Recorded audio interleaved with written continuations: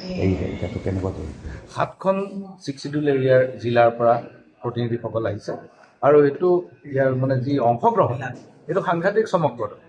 প্ৰায় 200ৰো অধিক প্ৰতিনিধি 7খন জিলাৰ পৰা আহিছে আৰু তেওঁলোকে আচলতে এইটো কনফ্লুৱেঞ্চ কৰিছে। এইটো এটা এই কনক্লেভখন আচলতে খুব গুৰুত্বপূৰ্ণ, কাৰণ চিক্সিডুল এৰিয়া ষষ্ঠ অনুসূচী অন্তৰ্ভুক্ত এই অঞ্চলসমূহ অত্যন্ত স্পৰ্শকাতৰ ৰাজনৈতিকভাৱে, সামাজিকভাৱে। গতিকে এই স্পৰ্শকাতৰ অঞ্চলবোৰত কেনেকৈ সাংবাদিকতা কৰিব আৰু সাংবাদিকতাৰ এথিক্স মানি যিটো সন্তুলন, এই সন্তুলন কেনেকৈ ৰাখিব, এই বিষয়ে আচলতে তেওঁলোকৰ প্ৰশিক্ষণৰ প্ৰয়োজন আছিল। আৰু মই ভাবোঁ এনেকুৱা ৱৰ্কশ্বপ আৰু ভৱিষ্যতেও আচলতে নিয়মিতভাৱে হৈ থাকিব লাগে, যাতে ষষ্ঠ অনুসূচীৰ অন্তৰ্ভুক্ত সাংবাদিকসকলে তেওঁলোকৰ স্থানীয় জনগোষ্ঠীসমূহৰ সুৰক্ষা নিশ্চিত কৰি অজনজাতিসকলৰ সুৰক্ষা নিশ্চিত কৰাৰ বাবে কাম কৰি থাকিব পাৰে। এই ধৰণৰ ৱৰ্কশ্বপৰ প্ৰয়োজন আছে। আমন্ত্ৰণ কৰাৰ বাবে উদ্যোক্তাসকলক আন্তৰিক ধন্যবাদ জ্ঞাপন কৰিছোঁ। আৰু লগতে যি অনাকাংক্ষিত পৰিস্থিতিৰ সৃষ্টি হ'ল, যাৰ বাবে আমাৰ অলপ সভাখন কিছু পলম হ'ল, ইয়াৰ বাবে মই আন্তৰিক দুখ প্ৰকাশ কৰিছোঁ। বন্ধুসকল, আচলতে এই কাৰ্যসূচীটো আচলতে ৱৰ্কশ্বপৰ নিচিনা হোৱা হ'লে ভাল আছিল, কিন্তু এইটো ৱৰ্কশ্বপৰ পৰ্যায়ত নহৈ পেলাই ই এটা সভাৰ অৱস্থালৈ গুচি গ'ল। ৱৰ্কশ্বপৰ কাৰণে কিছু সময় লাগে আৰু ইজনে সিজনৰ লগত তেতিয়া মত বিনিময় কৰাৰ সুযোগ পোৱা যায়, কিন্তু এই গোটেই প্ৰক্ৰিয়াটো একপক্ষীয় হ'ব। এতিয়া মই কৈ যাম, আপোনালোকৰ পৰা মই একো শুনিবলৈ সুযোগ নাপাম, কিন্তু তৎসত্ত্বেও মই মোৰ মূল বক্তব্য প্ৰদান কৰাৰ আগতে মই দুটামান কথাৰ স্পষ্টীকৰণ দি ল'ব লাগিব। প্ৰথম কথাটো হ'ল যে আজি উন্মোচনী অনুষ্ঠানত সন্মানীয় IPR মন্ত্ৰী ডাঙৰীয়াই কেইটামান গুৰুত্বপূৰ্ণ কথা কৈছে, আৰু এই কথা প্ৰসংগত আপোনালোকৰ মনতো নিশ্চয় কিছু প্ৰশ্নৰ উদয় হৈছে যে সংবাদ মাধ্যমৰ গ্ৰহণযোগ্যতা, সামগ্ৰিকভাৱে সংবাদ মাধ্যমৰ গ্ৰহণযোগ্যতা জনসাধাৰণৰ মাজত কমিছে নেকি? এই এটা নেৰেটিভ আৰম্ভ হৈছে সমগ্ৰ দেশজুৰি যে সংবাদ মাধ্যমৰ জনপ্ৰিয়তা কমিছে। আচলতে ঘটনাটো ঠিক তেনেকুৱা হৈ থকা নাই। কাৰিকৰী কিছুমান হিচাপ আছে, যিবিলাক হিচাপত তাৰ জনপ্ৰিয়তাটো কমা যেন দেখা যায়। মই আপোনালোকক এটা উদাহৰণ দিওঁ। টেলিভিছন ৰেটিঙৰ ক্ষেত্ৰত আগতে TRP বুলি আছিলে আৰু আজিকালি ৰেটিংটো বাৰকে কৰে। যেতিয়া ক'ভিডৰ আগতে যেতিয়া টেলিভিছন ৰেটিং পইণ্টছ আছিলে, তেতিয়া ইয়াৰ সংখ্যাটো, ইয়াৰ গোটেই ফিগাৰবিলাক বহুত ডাঙৰ আছিলে। এতিয়া যেতিয়া বাৰকে কৰা হ'ল, তেতিয়া ফিগাৰবিলাক সৰু হৈ আহিলে, অৰ্থাৎ কম্পিটিশ্যনৰ, প্ৰতিযোগিতাৰ যিটো স্ক'ৰ, যিটো নাম্বাৰ, এই নাম্বাৰটো কমি আহিলে। উদাহৰণস্বৰূপে ধৰি লওক X চেনেলটোৱে আজি অসমত হোৱা নাই, আমাৰ ভাগ্য ভাল, কিন্তু ৰাষ্ট্ৰীয় পৰ্যায়ত 80% চেনেলে, টেলিভিছন চেনেল বিশেষকৈ, বাতৰি কাকত এতিয়াও হোৱা নাই, বাতৰি কাকতৰ অৱস্থা এতিয়াও বহুত ভাল, 80% টেলিভিছন চেনেলে এতিয়া মোটামুটি প্ৰপগাণ্ডা কৰে। তেওঁলোকে জনগণৰ বাতৰি খুব কমেইহে প্ৰচাৰ কৰে। এতিয়া এই ঘটনাটোৱে তেওঁলোকৰ জনপ্ৰিয়তাটো কমাইছে নে বঢ়াইছে আপোনালোকে নিজেই চাব। যেতিয়া টেকনিকেল স্কেলত অনা হয়, যেতিয়া বাৰ্ড বা TRPত অনা হয়, এই কথাটো আপোনালোকক মই জনাই থওঁ। আজিৰ তাৰিখত ভাৰতবৰ্ষত আটাইতকৈ বেছি ডাঙৰ নেটৱৰ্ক কাৰ আছে? টেলিভিছন আৰু কেবল আৰু আপোনাৰ এই যে মোবাইলত অহা ডিজিটেলৰ যিটো নেটৱৰ্ক, এই নেটৱৰ্কটোৰ 85% কণ্ট্ৰল কৰে আম্বানী ফেমিলি। 85% কণ্ট্ৰল কৰে আম্বানী ফেমিলি। যিবিলাক কেবল অপাৰেটৰ আছে, ডাঙৰ ডাঙৰ কেবল অপাৰেটৰ আছে, GTPL আছে, আপোনালোকে জানে, ডাঙৰ ডাঙৰ কেবল অপাৰেটৰ আছে, চিটি, এই কেবল অপাৰেটৰবিলাকে যাক ইচ্ছা কৰে তাক লেণ্ডিং চেনেল কৰি দিব পাৰে। অৰ্থাৎ মোৰ চেনেলটোৱে যদি কোনোবা এজন অপাৰেটৰক কয় যে মোক তুমি লেণ্ডিং চেনেল কৰা, তেতিয়া আপুনি টিপা মাৰি দিলে প্ৰথম আপোনাৰটো ওলাব আৰু 2 মিনিট 1.5 মিনিটৰ পৰা 2 মিনিট সময় সেইটো চাবই লাগিব সেইটোত স্ক'ৰটো সোমাই যায় সেইটোত নম্বৰটো সোমাই যায় আম্বানীয়ে কি কৰিলে গোটেই ইণ্ডিয়াৰ যিমান কেবল অপাৰেটৰ আছে সবৰ পৰা কমাই পেলোৱা হৈছে যাৰ কাৰণে প্ৰতিযোগিতাটো সেই 10 12 13ৰ ভিতৰতে আছে আগতে যিবিলাকে 50 পাইছিলে 50 49 48ৰ মাজত প্ৰতিযোগিতা আছিল এতিয়া প্ৰতিযোগিতাটো 10 12 13 লৈ নামিলে ইয়াত পাৰ্থক্য বৰ বিশেষ একো হোৱা নাই সেইটো কাৰিকৰী কথা দ্বিতীয় কথাটো হ'ল যে এই কাৰবাৰটো নাছিল এইটো হৈছে নতুনকে সেইটো হ'ল যে প্ৰপগাণ্ডা মিডিয়া এতিয়া চৰকাৰবিলাকে সবেই বিচাৰে যে সংবাদ মাধ্যমটো এটা প্ৰপগাণ্ডা মিডিয়া হওক আৰু যেতিয়া তেওঁলোক বিৰোধী পক্ষত বহে তেতিয়া কয় যে সংবাদ মাধ্যমটো জনগণৰ পক্ষত হওক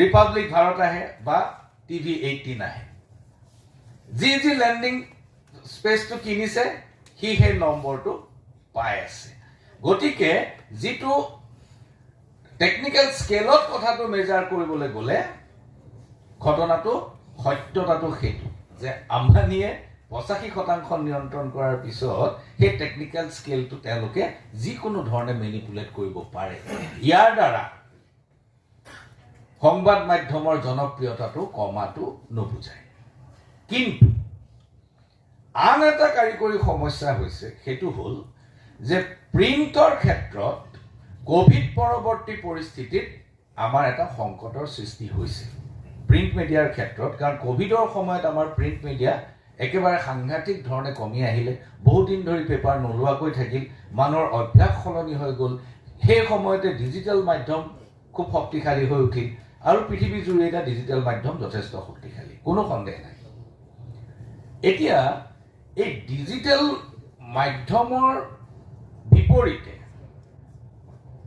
প্ৰিণ্ট বা ইলেক্ট্ৰনিক মাধ্যমটো সাষ্টেইন কৰিবনে নকৰে এইটো এটা সময়ৰ কথা এইটো কিমান দিনলৈকে থাকিব বা সময়ে ইয়াৰ উত্তৰ দিব এইটো আজিয়েই ক'ব পৰা নাযায় কিন্তু প্ৰিণ্ট মিডিয়াৰ কোনোবা পেপাৰৰ সাৰ্কুলেশ্যন কমি গৈছে কোনোবাই কিবা সলনি কৰিব লগা হৈছে ইয়াৰ মূল কাৰণটোৱে আছিল কোভিড পৰিস্থিতিয়ে আমাক বহুতখিনি পিছুৱাই লৈ গুচি গ'ল দ্বিতীয় কথাটো হ'ল যে নিউজ প্ৰিণ্টৰ যিটো দাম আৰু ইয়াৰ ডিষ্ট্ৰিবিউশ্যনৰ যিটো প্ৰক্ৰিয়া এইটো ইমান খৰচী যে যিমান দামত আপোনাক কাগজখন দিয়ে সিমান দামেৰে কাগজখন কেতিয়াও দিয়াটো সম্ভৱ নহয় কাৰণ কাগজখনত যি ধৰণৰ ৰেভিনিউ আহিব লাগে সেই ৰেভিনিউটো এটা 3 ভাগত বিভক্ত হৈ গ'ল কাগজে পাব টেলিভিছনে পাব আৰু ডিজিটেলে পাব এতিয়া যদি কোনোবা এটা কোম্পানীয়ে 10 কোটি টকা ইয়েৰমাৰ্ক কৰিছে তেতিয়াহ'লে সি 5 কোটি টকা টেলিভিছনক দিছে 3 কোটি পেপাৰক দিছে 2 কোটি ডিজিটেললৈ আহিছে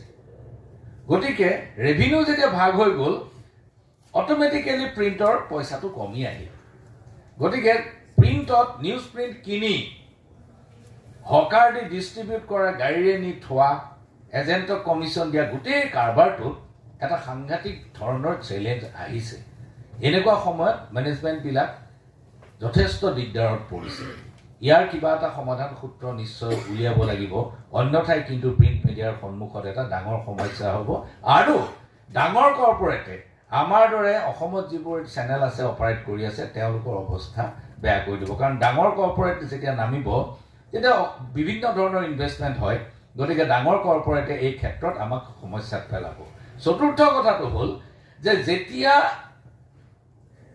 টিআৰপি ফিগাৰবিলাক খুব ডাঙৰ আছিল তেতিয়া চেনেল আছিল এটা বা দুটা এতিয়া চেনেল হৈ গ'ল 7-8টা তেওঁলোকৰ মাজত ভিউৱাৰ্ছ ভাগাভাগি হৈছে তেওঁলোকৰ মাজত শ্বেয়াৰ হৈছে গতিকে কোনোবাই যদি আগতে 20 জন মানুহে একেটা চেনেল চাই আছিলে তাৰ মাজত 5 জন মানুহে বেলেগ এটা চাবলৈ ল'লে 3 জনে বেলেগ এটা চাবলৈ ল'লে 10 জনে বেলেগ এটা চাবলৈ ল'লে এই ধৰণে শ্বেয়াৰ হোৱাৰ কাৰণে গোটেই টেকনিক্যাল স্কেলটো কন্ট্ৰেকশ্যন হৈছে গতিকে মই মন্ত্ৰী ডাঙৰীয়াই যিখিনি কথা কৈছে ইয়াত মই এইখিনি কথা আপোনালোকক স্পষ্টীকৰণ হিচাপে আগবঢ়ালোঁ ইয়াত সংবাদ মাধ্যমে ক্ৰেডিবিলিটি লোকচান কৰিছে, সংবাদ মাধ্যমে বিশ্বাসযোগ্যতা হেৰুৱাইছে। এই অভিযোগটো সদায় প্ৰতিখন সভাত এই কথাটো কোৱা হয়। কিছু পৰিমাণে সঁচা। সংবাদ মাধ্যম, মই নিজে অকণমান আগতে ক'লো যে এইটো এটা প্ৰপগাণ্ডা মিডিয়াত পৰিণত হ'ল। ইয়াৰ ক্ৰেডিবিলিটি কি থাকিল, ইয়াৰ বিশ্বাসযোগ্যতা ক'ত থাকিল? সংবাদ মাধ্যমে তাৰ বিশ্বাসযোগ্যতা হেৰুৱাটো কিছু পৰিমাণে সঁচা। এতিয়া মোক আপোনালোকে দেখুৱাই দিয়ক যে ভাৰতবৰ্ষৰ কোনটো অনুষ্ঠানে আজিলৈকে বিশ্বাসযোগ্যতা অটুট ৰাখিব পাৰিছে। সংবাদ মাধ্যমক চতুৰ্থ স্তম্ভ বুলি কোৱা হয়, বাকী তিনিটা স্তম্ভ ইয়াৰ বিশ্বাসযোগ্যতা অক্ষুণ্ণ ৰাখিব পাৰিছেনে নাই? যিটো পলিটিকেল চৰকাৰ, এই চৰকাৰবিলাকে বিশ্বাসযোগ্যতা অক্ষুণ্ণ ৰাখিব পাৰিছেনে নাই? আমাৰ কাৰ্যপালিকা, তেওঁলোকে বিশ্বাসযোগ্যতা অক্ষুণ্ণ ৰাখিব পাৰিছেনে নাই? ভাৰতবৰ্ষৰ ন্যায় ব্যৱস্থা, আজি তেওঁলোকে বিশ্বাসযোগ্যতা অক্ষুণ্ণ ৰাখিব পাৰিছেনে নাই? বাকী তিনিটা স্তম্ভৰ কথা এষাৰো কোনেও নকয়। কেৱল মাত্ৰ কোনো ধৰণৰ সুৰক্ষা নথকা এটা স্তম্ভক কেৱল মাত্ৰ গালি পাৰি থাকে যে এওঁলোকে বিশ্বাসযোগ্যতা হেৰুৱালে। তেওঁলোকৰ সুৰক্ষা আছে, তেওঁলোকক আমি এটা মাত্ৰ গোচৰ কৰিব নোৱাৰো, এখন RTI ৰিপ্লাই আমি পাব নোৱাৰো। তেওঁলোকৰ সুৰক্ষা আছে, আমাৰ সুৰক্ষা ক'ত? তো আমাক কৈ থাকিব যে তোমালোকে আমাৰ মতে কাম কৰা, নকৰিলে তোমালোকৰ ক্ৰেডিবিলিটি নাই। সেইটো নহ'ব। বাকী তিনিটা অনুষ্ঠানৰ ক্ৰেডিবিলিটি লাইনত আনা, তাৰপিছত মোৰ ক্ৰেডিবিলিটিৰ প্ৰশ্ন কৰিবা। আজি কেনেকৈ সংবাদ মাধ্যমে ন্যায়ালয়ক সন্দেহ কৰিবলৈ, ন্যায়ালয়ৰ ওপৰত প্ৰশ্ন কৰিবলৈ সুযোগ পায়? কালি মোৰ ইণ্টাৰভিউ চলিছে ছিনিয়ৰ এডভকেট অনিল ভট্টাচাৰ্যৰ লগত।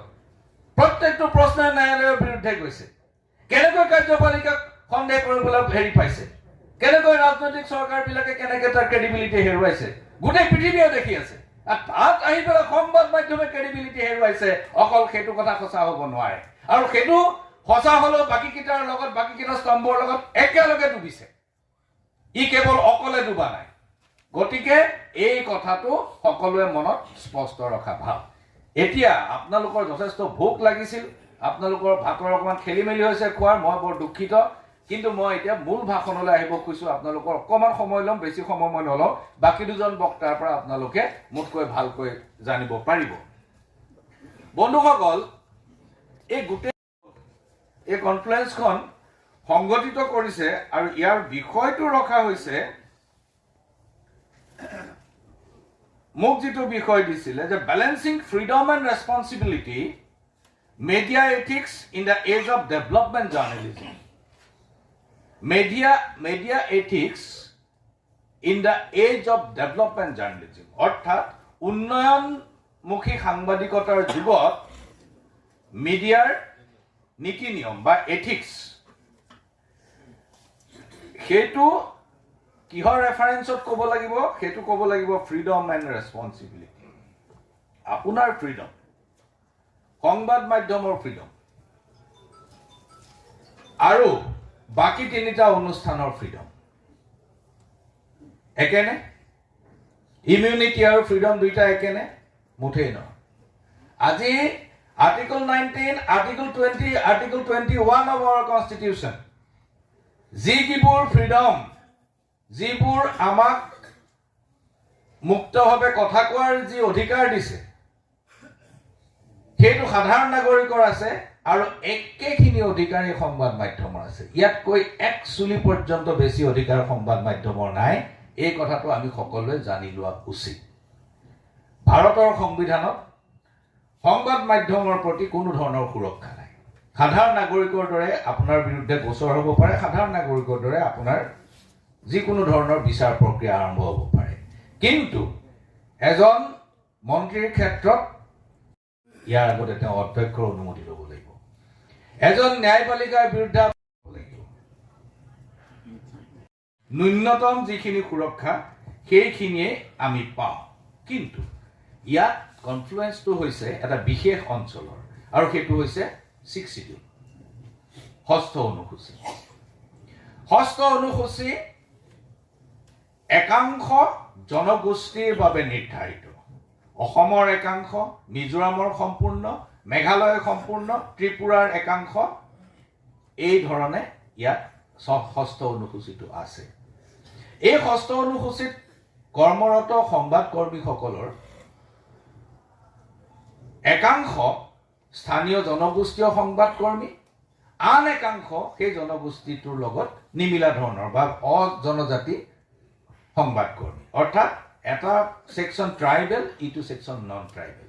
এতিয়া আপোনালোক 7খন জিলাৰ পৰা আহিছে, আপোনালোকৰ ভিতৰত নন ট্ৰাইবেল কিমান আছে হাত দাঙকচোন।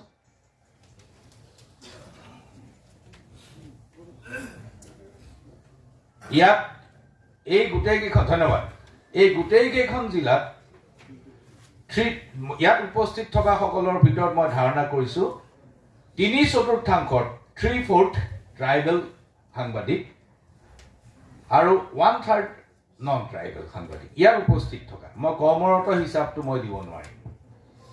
এতিয়া কথাটো হ'ল যে আমি যেতিয়া 6ষ্ঠ অনুসূচীভুক্ত অঞ্চলবোৰত কাম কৰি আছোঁ, ইয়াৰ এটা নিৰ্দিষ্ট ইতিহাস আছে।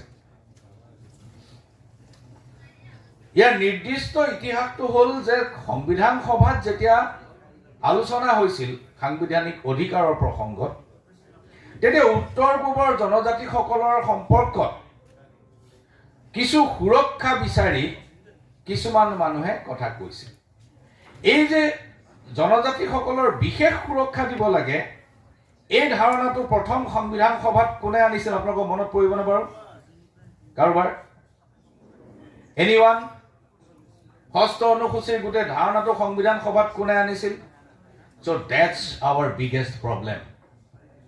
We have been working in the sixth schedule area, but we never tried to learn what is the history of sixth schedule area. এইটো বহুত ডাঙৰ কথা। যিটো অঞ্চলত কাম কৰি আছে, সেই অঞ্চলটোৰ ইতিহাসটো আমি সকলোৱে জানি লোৱা উচিত। এই অঞ্চলবোৰ কিয় 6ষ্ঠ অনুসূচী অন্তৰ্ভুক্ত হ'ল, কোনে কৰিলে? It was Sir J.J.M. Nichols Roy. James Joymohan Nichols Roy, তেওঁ মেঘালয়ৰ মানুহ, এতিয়াৰ মেঘালয়ৰ মানুহ। তেওঁ আছিলে কেবিনেটৰ খ্ৰীষ্টিয়ান মেম্বাৰ। আগতে যেতিয়া স্বাধীনতাৰ আগতে কেবিনেট আছিলে, চৰকাৰ আছিলে, তাত এংলো ইণ্ডিয়ান আৰু খ্ৰীষ্টিয়ানৰ এটা ৰিজাৰ্ভেশ্যন থাকে, আৰু তাত তেওঁ খ্ৰীষ্টিয়ান মেম্বাৰ আছিলে। তেওঁ যেতিয়া সংবিধান সভালৈ নিৰ্বাচিত হ'ল, কনষ্টিটিউৱেণ্ট এছেম্বলিলৈ নিৰ্বাচিত হ'ল, তেতিয়া তেওঁ প্ৰথমবাৰৰ কাৰণে এইটো মুভ কৰিছিল যে উত্তৰ পূবৰ জনগোষ্ঠীসকলৰ বাবে কিছু সুৰক্ষা আমাক দিব লাগিব। এই ধাৰণাটো গোপীনাথ বৰদলৈয়ে সাংঘাতিক ধৰণে সমৰ্থন কৰিলে। গোপীনাথ বৰদলৈয়ে এই কথাটো কৈছিলে যে জনগোষ্ঠীসমূহৰ মাজত থকা কিছুমান উপাদান ইমানেই ভাল, ইমানেই সুন্দৰ যে সেইবোৰ অজনজাতি লোকসকলৰ মাজতো প্ৰচলন হোৱাটো উচিত। এতেকে সেইবোৰৰ সংৰক্ষণৰ কাৰণে, সুৰক্ষাৰ কাৰণে সংবিধানত কিছু ব্যৱস্থা থাকিব লাগিব। কিন্তু কুলধৰ চলিহা আৰু ৰোহিণী চৌধুৰী দুজন সংবিধান সভাৰ সদস্য আছিল, তেওঁলোকে বিৰোধিতা কৰিছিলে। এই বিৰোধিতা আৰু সমৰ্থনৰ মাজত বি.আৰ. আম্বেদকাৰে ইয়াক সমৰ্থন কৰিলে। A.N. ঠাক্কৰ বুলি এজন কনষ্টিটিউৱেণ্ট এছেম্বলি মেম্বাৰ আছিলে, তেওঁ সমৰ্থন কৰিলে। সমৰ্থকৰ সংখ্যা বেছি হ'ল, যাৰ ফলত আজি সংবিধানত 1949 চনৰ 7 ছেপ্টেম্বৰৰ দিনা সংবিধানত এই 6ষ্ঠ অনুসূচীটো অন্তৰ্ভুক্ত হ'ল। কিন্তু বড়োলেণ্ডত কিন্তু 6ষ্ঠ অনুসূচী অন্তৰ্ভুক্ত হোৱা নাছিল। ৰূপনাথ বৰ্মাই 6ষ্ঠ অনুসূচী সমৰ্থন কৰিছিল, কিন্তু বড়োলেণ্ড 6ষ্ঠ অনুসূচীৰ অন্তৰ্ভুক্ত হোৱা নাছিল, কাৰণ বড়োলেণ্ড পিছত অহা এটা এণ্টিটি, পিছত অহা এখন চৰকাৰ, পিছত অহা এটা ব্যৱস্থা। স্বাধীনতাৰ সময়ত কেৱল মাত্ৰ মেঘালয়ে পাইছিল, মিজোৰামে পাইছিল, কাৰ্বি আংলঙে পাইছিল, ডিডেন এনচি হিলছ এতিয়াৰ ডিমা হাছাও, ত্ৰিপুৰাৰ একাংশই পাইছিল, জনজাতি অধ্যুষিত অঞ্চলসমূহে পাইছিল। অসমৰ এই অঞ্চলটো, BTAD অঞ্চলটো তেতিয়া 6ষ্ঠ অনুসূচী অন্তৰ্ভুক্ত হোৱা নাছিল। যেতিয়া একৰ্ড হ'ল, তাৰ পিছত BTAD অঞ্চলটো 6ষ্ঠ অনুসূচী অন্তৰ্ভুক্ত হ'ল। কিন্তু তাত 6ষ্ঠ অনুসূচীখন প্ৰথমবাৰৰ বাবে সংশোধন কৰা হ'ল, তাক কেৱল বড়োলেণ্ডক অন্তৰ্ভুক্ত কৰাৰ বাবে। এতিয়া এনচি হিলছ, কাৰ্বি আংলং বা ত্ৰিপুৰা, মিজোৰামত যি ধৰণৰ ব্যৱস্থা চলি আছে 6ষ্ঠ অনুসূচী, তাৰ লগত BTADৰ ব্যৱস্থাৰ গুণগত পাৰ্থক্য আছে, কোৱালিটেটিভ ডিফাৰেঞ্চ আছে। এজনে হাত দাঙক, কোনে ক'ব সেই কোৱালিটেটিভ ডিফাৰেন্সটো কি, গুণগত পাৰ্থক্যটো কি? এনিৱা সবে জানে। Pardon? Heels and plain stripe. No, no, no. Anyone? Yes. ইয়াত যিখিনি ষষ্ঠ জনজাতিৰ লোক আছে অন্যান্য জাতি জনগোষ্ঠীৰো সুৰক্ষিত ৰাখি এই No. Technically খুব strong point আছে qualitative difference. মাটিৰ কিনা বেচা কাৰ্বি আংলং এনচি হিলছত আপুনি মাটিৰ কিনা বেচা কৰিব নোৱাৰে। BTADত এই ব্যৱস্থাটো আছে। That is the basic qualitative difference. Working in the 6th schedule area, you must know these qualitative differences, the nuances.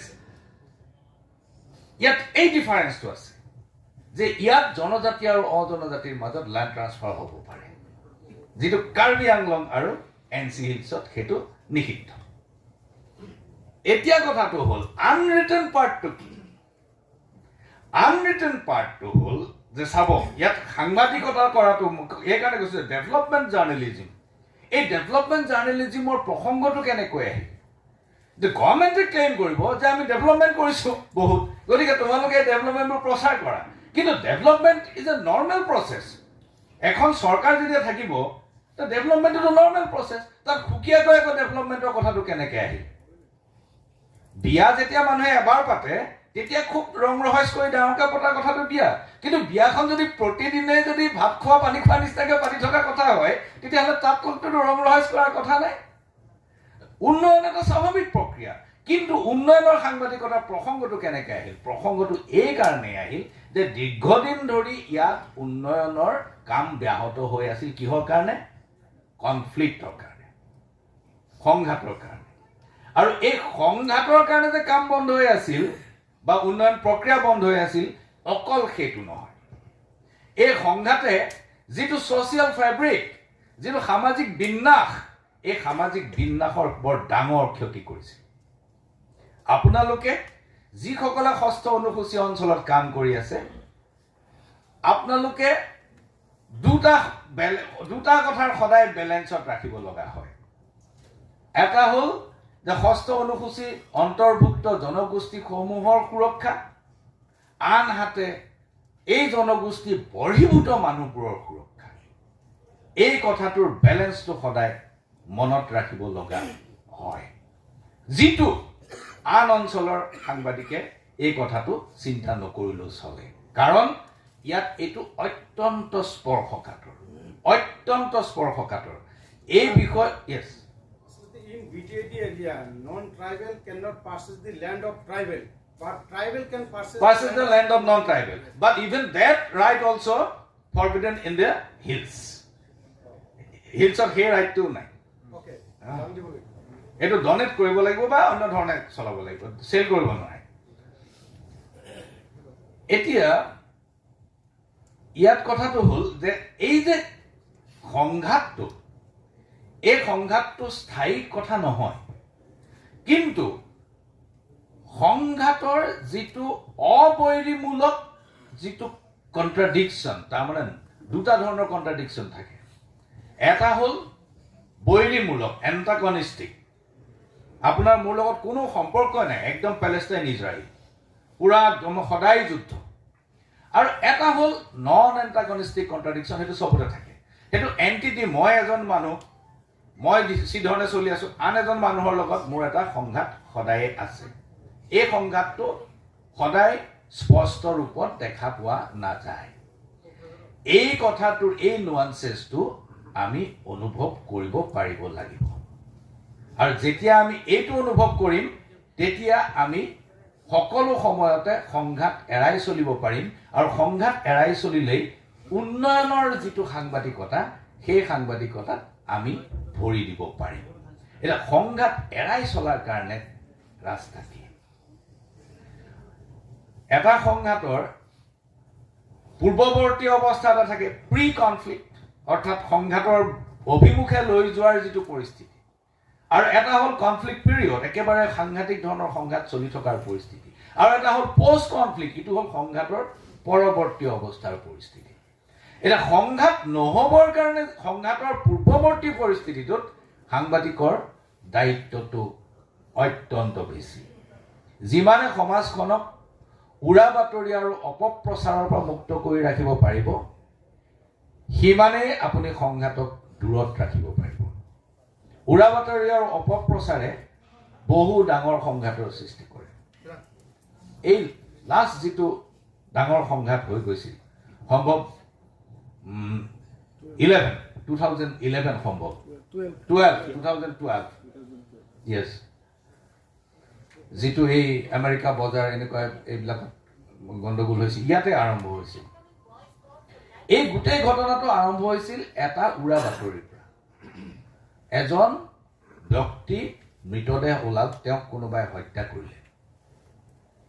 এই হত্যাকাণ্ডটো উলিয়াই দিয়া হ'ল যে এজন ট্ৰাইবেল লোকক হত্যা কৰা হৈছে আৰু এটা বিশেষ কমিউনিটিৰ মানুহে তেওঁক হত্যা কৰিলে। প্ৰফেশ্যনত তেওঁ আছিল এজন কাৰ্পেণ্টাৰ, এজন কাঠমিস্ত্ৰী আছিল। তেওঁক বহুত মানুহে চিনি পাইছিল, কাঠৰ কাম কৰি ফুৰে। ৰিউমাৰ ওলাই গ'ল যে এটা বিশেষ সম্প্ৰদায়ৰ মানুহে এই ঘটনাটো কৰিলে আৰু মানুহজন ট্ৰাইবেল মানুহ। ইয়াৰ পিছৰে পৰা 24 ঘণ্টাৰ ভিতৰত এই অঞ্চলটো সাংঘাতিক ধৰণে উত্তপ্ত হৈ পৰিল আৰু বহু মানুহৰ মৃত্যু হ'ল। কেইবাদিনৰ পিছত গম পোৱা গ'ল যে যিজন মানুহ মৃত্যু হ'ল তেওঁ জনজাতিৰ লোক নাছিল, আৰু তেওঁক যিজন মানুহে হত্যা কৰিলে তেওঁৰ লগত টকাৰ লেনদেনৰ কিবা এটা ঝামেলা আছিল, যিটো কাৰণে তেওঁক হত্যা কৰিলে, আৰু হত্যাকাৰীজনো সেই বিশেষ সম্প্ৰদায়ৰ মানুহ নাছিল। কেইবাদিনৰ পিছত গম পোৱা আছিল। ইতিমধ্যে সংঘৰ্ষ হৈ বহু মানুহৰ মৃত্যু হ'ল, বহু মানুহৰ ঘৰ জ্বলিল। এই ৰিউমাৰটো, এই উৰা বাতৰিটোৱে 2012 সংঘাতৰ সৃষ্টি কৰিছিল। এই উৰা বাতৰি আৰু অপপ্ৰচাৰ এইটো কোনে কৰিব? কিছুমান কোৱাৰ্টাৰ আছে। এই কোৱাৰ্টাৰবিলাক আইডেণ্টিফাই কৰিব লাগে যে কোনে এই উৰা বাতৰিটো প্ৰচাৰ কৰিব পাৰে। আপুনি সঁচা বাতৰিটোৰ পিছত দৌৰক, লাগিলে 2 দিন দেৰি হওক, 2 দিন দেৰি হওক। মিছা বাতৰি সোনকালে প্ৰচাৰ কৰাৰ বাবে আপোনাক কোনো পুৰস্কাৰ নিদিয়ে, লাভ নাই। যে বাতৰি মিছা কিন্তু গৈছে সোনকালে, চবতকৈ আগতে পাইছে, সেইটোৰ কোনো ক্ৰেডিবিলিটি নাই। কিন্তু সঁচা কথাটো আপুনি মানুহৰ আগত প্ৰকাশ কৰক, আৰু সদায় উভয় পক্ষৰ মাজৰ সন্তুলন ৰাখিব পৰাকৈ বাতৰি প্ৰচাৰ কৰক। উভয় পক্ষৰ মানুহে নিজৰ ক্ষোভ প্ৰকাশ কৰিব পাৰিব লাগিব। সকলো সমাজৰ সকলো অংশৰ মানুহেই নিজৰ ক্ষোভ আপোনাৰ মাধ্যমৰ জৰিয়তে প্ৰকাশ কৰিব পাৰিব লাগিব। কেৱল যদি একাংশ মানুহৰ কথা আপুনি কৈ থাকে, আন একাংশ মানুহৰ বাবে এই কথাটো ন্যায় বিচাৰ নহ'ব। ইয়াত আন এটা কথা আছে, মই বেছি সময় নলওঁ চন্দন ৰবি, মই বেছি সময় নলওঁ। বড়োলেণ্ড, কাৰ্বি আংলং, এনচি হিলছত আন এটা সমস্যা আছে। এই সামাজিক সত্যতাটো আমি সকলোৱে, জনজাতি হওক অজনজাতি হওক, সকলো সংবাদকৰ্মীয়ে উপলব্ধি কৰিব পাৰিব লাগিব। সংবিধানত 1949 চনত 6ষ্ঠ অনুসূচীৰ জন্ম দিয়া হ'ল। কেইজনমান বিশেষ ব্যক্তিয়ে এই কামটো কৰিলে, কিন্তু ইয়াৰ বাবে কোনো ধৰণৰ ডাঙৰ আন্দোলন হোৱা নাছিল। যেনেকৈ বড়োলেণ্ডৰ আন্দোলন হৈছিল, বা কাৰ্বি আংলঙত যেনেকৈ হেম্প্ৰাইক হৈছিল, যেনেকৈ আৰ্টিকল 244A, যেনেকৈ তেনেকুৱা ধৰণৰ আন্দোলন হোৱা নাছিল। কিন্তু 6ষ্ঠ অনুসূচী দিয়াৰ পিছতো, সুৰক্ষা দিয়াৰ পিছতো এই ধৰণৰ প্ৰত্যাশা অব্যাহত থাকিল। ইয়াৰ কাৰণটো হ'ল যে নতুনকৈ যেতিয়া এটা সংহত মধ্যবিত্ত শ্ৰেণীৰ সৃষ্টি হয় যিকোনো জনগোষ্ঠীয় সমাজত, তেতিয়া তাৰ এটা আকাংক্ষা থাকে, আৰু এই আকাংক্ষাক আপুনি বাধা দিব নোৱাৰে। ইতিহাসৰ এইটো গতি। সকলো মানুহ সদায় একে স্তৰত একেধৰণে কেতিয়াও নাথাকে। গতিকে ইতিহাসৰ গতিত সি ক্ৰমাৎ নিজৰ আকাংক্ষা প্ৰতিফলিত কৰিবলৈ বাধ্য আৰু কৰি যাব। এই কথাটোত যেতিয়া আকাংক্ষাৰ বাবে, যেতিয়া আকাংক্ষা প্ৰতিফলিত কৰোঁতে যেতিয়া আন্দোলন হয়, তেতিয়া তাত নতুনকৈ দুটা শ্ৰেণীৰ সৃষ্টি হয়, দুখন সমাজৰ সৃষ্টি হয়। এটা হ'ল পলিটিকেল ক্লাছ ৰাজনৈতিক শ্ৰেণীটো আৰু ইটো হ'ল চিভিল ছ'চাইটি।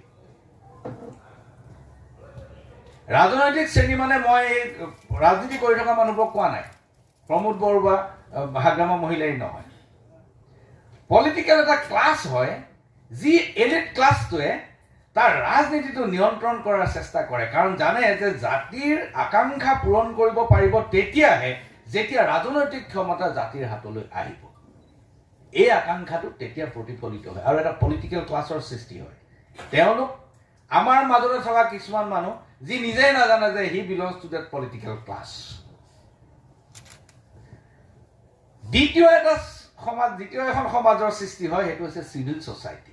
এখন নাগৰিক সমাজৰ সৃষ্টি হয়, যি সমাজখনৰ সুৰক্ষা, গণতান্ত্ৰিক অধিকাৰ আকাংক্ষাৰ কথা সদায় চিন্তা কৰে। এনচি হিলছ, কাৰ্বি আংলং, বড়োলেণ্ডত খুব শক্তিশালী পলিটিকেল ক্লাছ এটাৰ সৃষ্টি হ'ল, কিন্তু চিভিল ছ'চাইটিৰ সৃষ্টি নহয়। There is no' strong civil society in this areas. এইটো এটা ডাঙৰ দুৰ্বলতা। যদি শক্তিশালী নাগৰিক সমাজ নাথাকে তেতিয়াহ'লে ডেমক্ৰেচিক বেলেঞ্চটো কেতিয়াও সম্ভৱ নহয়, সদায় এটা পক্ষত থাকিব। আপুনি চাবচোন, যেতিয়া হিলছত যেতিয়া এখন গভৰ্ণমেণ্ট আহে, বিৰোধী পক্ষৰ কোনো নামেই নাইকিয়া হৈ যায়, কামেই নাইকিয়া হৈ যায়। বিৰোধী পক্ষৰ বিষয়ে কোনো সাংবাদিকেও নিলিখে, কাৰো কথা এটা বাইটো নোলায়, ক'তো এটা নিউজো নোলায়। আকৌ সেই বিৰোধী পক্ষ যেতিয়া চৰকাৰ পায়গৈ, লগে লগে আকৌ ইটো বিৰোধী পক্ষ নোহোৱা হয়। আমাৰ কাৰণটো হ'ল যে চিভিল ছ'চাইটিটো তাত নজৰ ৰখা নাই। চিভিল ছ'চাইটিটোৱে সাংবাদিকৰ ওপৰত নজৰ ৰখা নাই। সাংবাদিকে যেনেকৈ গৈছে তেনেকেই কৰি আছে। যদি নাগৰিক সমাজখনৰ সাংবাদিকৰ ওপৰত চকু থাকিলেহেঁতেন আৰু সাংবাদিক নিজে যেতিয়া নাগৰিক সমাজখনৰ এজন অংশীদাৰ হ'লহেঁতেন, তেতিয়া এই ঘটনাটো নহয়। এতিয়া যিবোৰ অঞ্চলত শক্তিশালী নাগৰিক সমাজ নাই, চিভিল ছ'চাইটি নাই, সেই অঞ্চলবোৰ হৈছে ৬ষ্ঠ অনুসূচীৰ অন্তৰ্ভুক্ত অঞ্চল। আৰু তাত সংবাদ কৰ্মী হিচাপে আপুনিয়ে একোজন চিভিল ছ'চাইটিৰ নেতা, আপুনিয়ে সেই চিভিল ছ'চাইটিৰ অন্তৰ্ভুক্ত মানুহজন। যদিও চিভিল ছ'চাইটি নাই, কিন্তু আপোনালোকেই চিভিল ছ'চাইটি। গতিকে আপোনালোকে চিভিল ছ'চাইটিৰ যিবিলাক দায়িত্ব আৰু যিবিলাক দায়িত্ব সংবিধান আৰু আইনে আপোনাৰ হাতত দিছে, সেইখিনি নিষ্ঠাৰে পালন কৰাটো অত্যন্ত জৰুৰী। আৰু সেইখিনি পালন কৰিলেই আমাৰ ক্ৰেডিবিলিটি আমি নিজে বুজি পাম যে কিমান ক্ৰেডিবল কাম আমি কৰিছোঁ, কিমান বিশ্বাসযোগ্য আৰু কিমান দায়বদ্ধ কাম আমি কৰিছোঁ। গতিকে মই আপোনালোকৰ বিশেষ সময় নলওঁ, ইতিমধ্যেই গোটেই প্ৰক্ৰিয়াটো যথেষ্ট পলম হৈ গৈছে আৰু দুজন বক্তা আছে। মই আপোনালোকক পুনৰ শুভেচ্ছা জনাই মই মোৰ বক্তব্য ইমানতে সামৰিছোঁ। আৰু মই আশা ৰাখিছোঁ আপোনালোকে বাকীকেইজন বক্তাৰ পৰা মোতকৈও বেছি স্পষ্ট ৰূপত কথাবোৰ জানিবলৈ সুবিধা পাব আৰু অতি সংগঠিত ৰূপত আপোনালোকে জানিবলৈ সুবিধা পাব। মোৰ ইতিমধ্যে যথেষ্ট পলম হৈছে, গতিকে মই মঞ্চত উপবিষ্ট সকলো বিশিষ্ট ব্যক্তি আৰু আপোনালোক সকলোৰে পৰা বিদায় ল'ব বিচাৰিছোঁ। নমস্কাৰ।